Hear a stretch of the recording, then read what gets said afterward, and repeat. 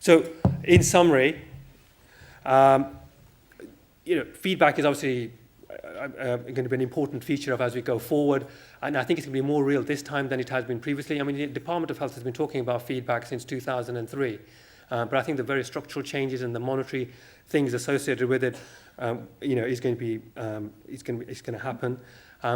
I just don't want it to be ritualistic. I don't want it to be, a handful of patients once a year or, once every so often.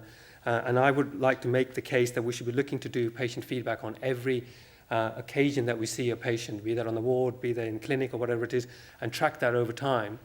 I think you can make multiple small changes. We've probably made about 100 small changes, and in the great scheme of things, each individual thing is not much. But I think you just continually build on the small things that you're doing and continually demonstrate that you're still serving the needs of your patients as comprehensively as you possibly can.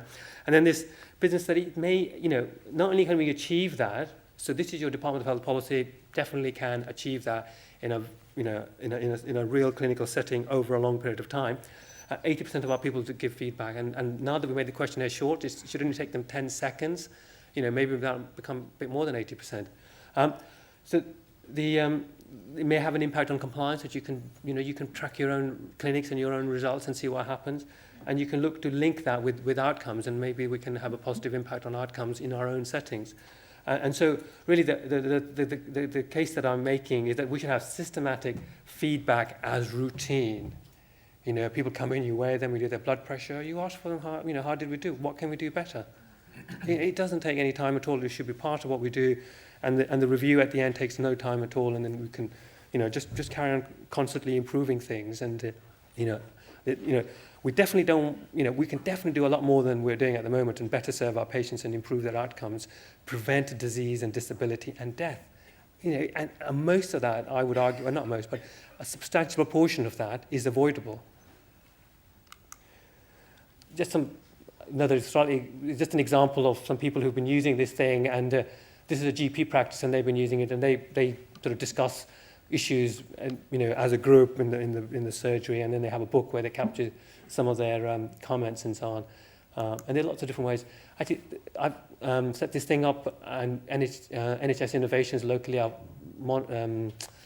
managing this for me. But there's an online version, so all the stuff I've shown you, you can have it on the presentation, you can take it away, you can use it, it's yours. There's no commercial thing that you have to enter into. If you want to do it online, there's a version available, but I would say do the paper version, do it yourself, and just learn from it.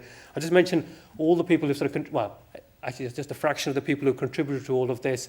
There's more names on the website, and really I would appreciate your help and interest in this subject, and to move the conversation forward in terms of doing patient feedback and making some use of it, and hopefully help improve clinical outcomes for our patients.